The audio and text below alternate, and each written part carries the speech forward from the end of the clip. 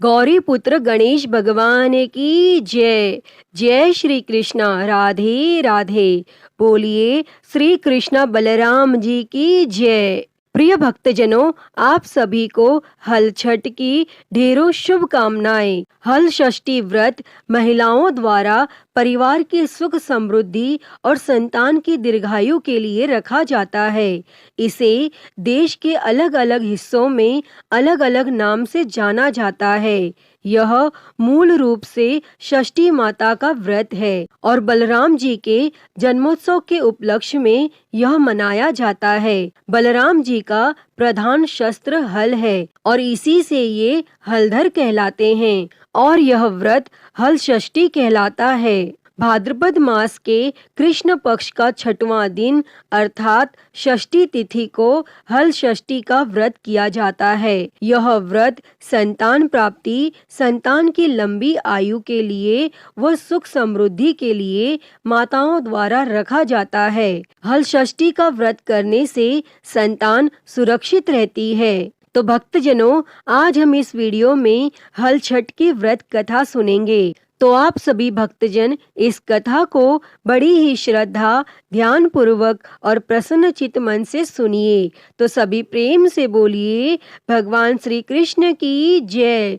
बलराम जी की जय, हल षष्ठी माता की जय। मथुरा के राजा कंस अपनी बहन देवकी को विवाह उपरांत विदा करने जा रहे थे, तो तभी आकाशवाणी हुई कि देवकी का 8वां गर्भ तेरी मृत्यु का कारण बनेगा। और तब यह जानकर कंस ने अपने बहन और बहनोई को कारागार में डाल दिया और वसुदेव और देवकी के 6 पुत्रों को एक एक कर कंस ने मार डाला।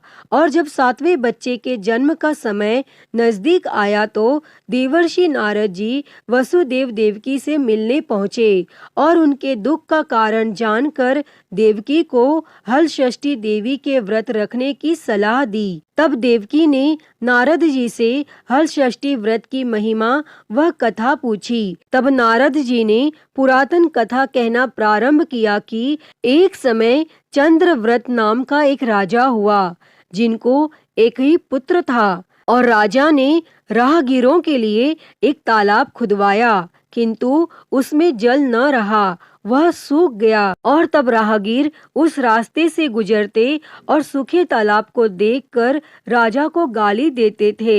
तब इस खबर को सुनकर राजा दुखी हुआ कि मैंने तालाब खुदवाया, मेरा धन व धर्म दोनों ही व्यर्थ गया। तब उसी रात राजा को स्वप्न में वरुण देव ने दर्शन देकर कहा कि यदि तुम अपने पुत्र की बलि तालाब में दोगे तो जल भर जाएगा। तब सुबह राजा ने स्वप्न में कही बात दरबार में सुनाई और कहा कि मेरा धन व धर्म भले ही व्यर्थ हो जाए, पर मैं अपने पुत्र की बलि नहीं दूंगा। और तब यह बात लोगों से होती हुई राजकुमार तक पहुंची, तो वह सोचने लगा कि यदि मेरी बलि से तालाब में पानी आ जाए तो लोगों का भला होगा। और तब यह सोचकर राजकुमार अपनी बलि देने तालाब में बैठ गया और अब वह तालाब पानी से लबालब भर गया और जल के जीव जंतुओं से तालाब परिपूर्ण हो गया। और इकलौते पुत्र की बलि हो जाने से राजा दुखी होकर वन को चला गया और वहाँ 5 स्त्रियां व्रत कर रही थी और उनको देखकर उनसे राजा ने पूछा, यह कौन सा व्रत है और क्यों कर रही हो? तब राजा के पूछने पर स्त्रियों ने हल षष्ठी व्रत की संपूर्ण विधि विधान बतलाई।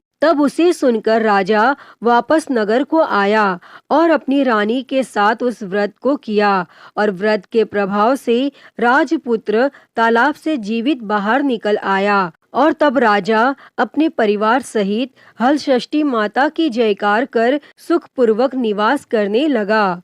तो सभी प्रेम से बोलिए हल षष्ठी माता की जय। प्रिय भक्तजनों, आइए अब सुनते हैं हल षष्ठी माता की दूसरी कथा।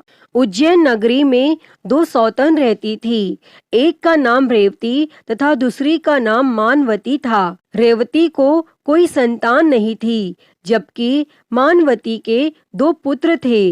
रेवती अपने सौत के बच्चों को देखकर हमेशा जलती रहती और उसके पुत्रों को मारने का जतन ढूंढती रहती थी। एक दिन रेवती ने मानवती को बुलाकर कहा कि बहन, आज तुम्हारे मायके से कुछ राहगीर मुझसे मिले थे और उन्होंने बताया कि तुम्हारे पिताजी बहुत बीमार है और वह तुम्हें देखना चाहते हैं। और तब पिता की बीमारी को सुनकर मानवती दुखी हुई। तब रेवती कहने लगी कि बहन, तुम शीघ्र अपने पिता से मिलने चली जा और तुम्हारे आने तक मैं बच्चों का ध्यान रखूंगी।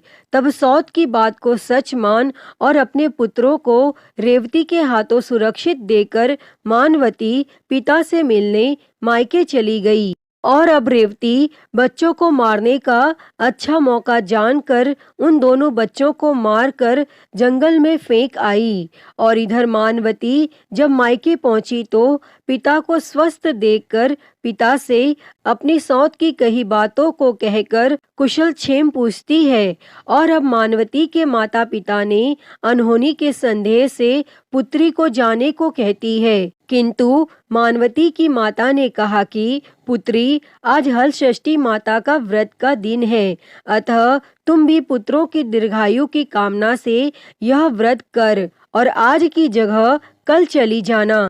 और तब माता की सलाह मानकर मानवती पुत्रों की स्वस्थ कामना से हल षष्ठी माता का व्रत धारण कर और दूसरे दिन अपने घर जाने को निकली। तब रास्ते में वही जंगल पड़ा और वहां अपने बच्चों को खेलते देख उनसे पूछती है कि तुम लोग यहाँ कैसे पहुँचे। तब पुत्रों ने बताया कि आपके चली जाने पर हमारी दूसरी माता रेवती ने मारकर यहाँ फेंक दिया था और तभी एक दूसरी स्त्री हमें फिर से जिंदा कर गई। और अब मानवती को यह समझते देर नहीं लगी कि यह सब माता हल षष्ठी की कृपा से संभव है और माता की जयकार करती हुई घर को गई और नगर में मानवती के पुत्रों को पुनः जीवित देख और माता हल षष्ठी की महिमा जान सभी स्त्रियां हल षष्ठी व्रत को करने लगीं।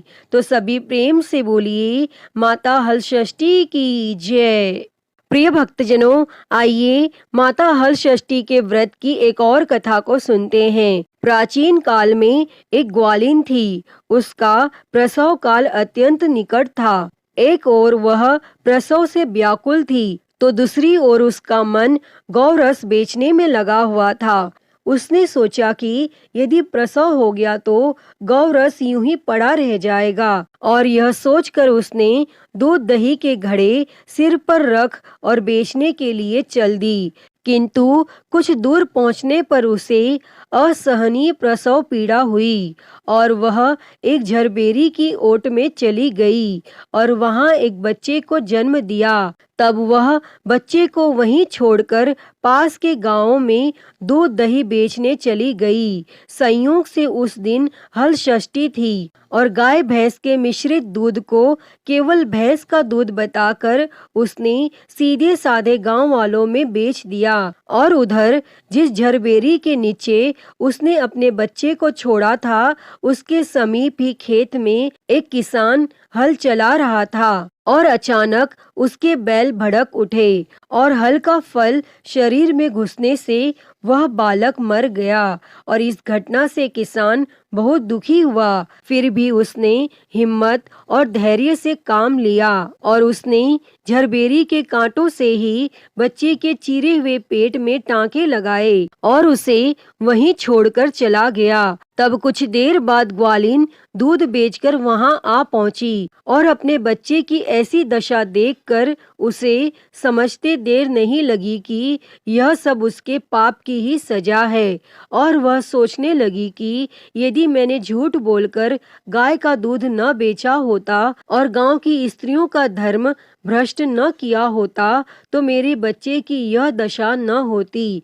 अतः मुझे लौटकर सब बातें गांव वालों को बताकर प्रायश्चित करना चाहिए। और तब ऐसा निश्चय कर वह गांव में पहुंची जहां उसने दूध दही बेचा था। वह गली गली घूमकर अपनी करतूत और उसके फलस्वरूप मिले दंड का बखान करने लगी। तब स्त्रियों ने स्वधर्म रक्षार्थ और उस पर रहम खाकर उसे क्षमा कर दिया और आशीर्वाद दिया। तब बहुत सी स्त्रियों द्वारा आशीर्वाद लेकर जब वह पुनः झरबेरी के नीचे पहुंची तो यह देखकर आश्चर्यचकित रह गई कि वहां उसका पुत्र जीवित अवस्था में पड़ा है और तभी उसने स्वार्थ के लिए झूठ बोलने को ब्रह्म हत्या के समान समझा और कभी झूठ न बोलने का प्रण कर लिया।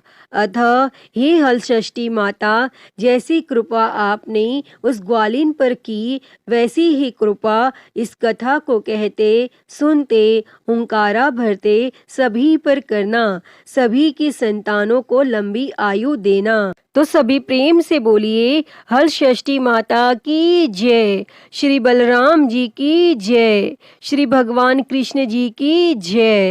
प्रिय भक्तजनों, आइए अब सुनते हैं हर व्रत कथा के साथ पढ़ी और सुनी जाने वाली एक पौराणिक लोक कथा।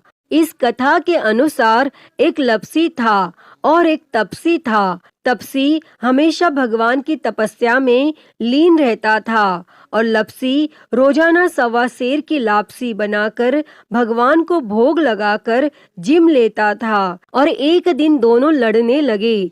तपसी बोला, मैं रोज भगवान की तपस्या करता हूँ, इसीलिए मैं बड़ा हूँ। लप्सी बोला, मैं रोज भगवान को 1.25 सेर लापसी का भोग लगाता हूँ, इसीलिए मैं बड़ा हूँ। तब उसी समय नारद जी वहां से गुजर रहे थे और दोनों को लड़ता देखकर तब उनसे पूछा कि तुम क्यों लड़ रहे हो। तब तपसी ने खुद के बड़ा होने का कारण बताया और लप्सी ने अपना कारण बताया। तब नारद जी बोले, तुम्हारा फैसला मैं कर दूंगा।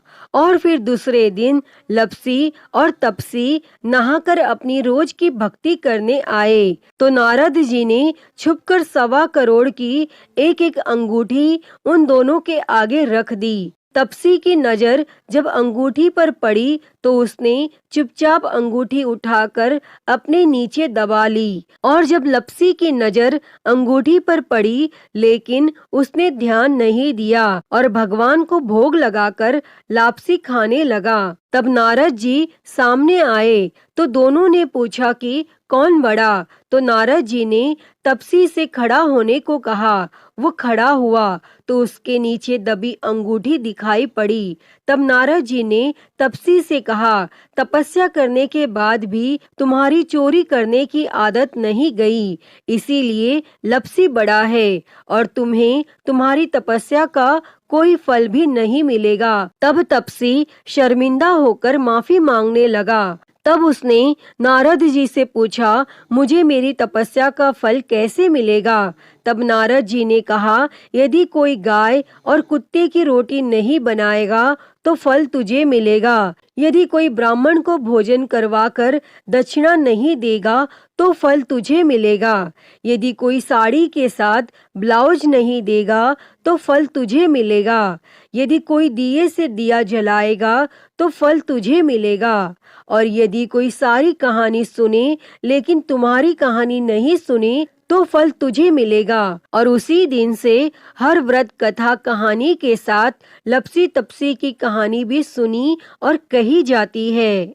प्रिय भक्तजनों, तो मैं उम्मीद करती हूँ कि आपको आज की यह कथा पसंद आई होगी और अगर वीडियो अच्छी लगी हो तो इसे लाइक करें, ज़्यादा से ज़्यादा शेयर करें और कमेंट बॉक्स में हलषष्ठी माता की जय लिखना ना भूलें और हरिहर भक्ति चैनल को सब्सक्राइब कर नोटिफिकेशन बेल को ज़रूर ऑन कर लें। हर हर महादेव। धन्यवाद।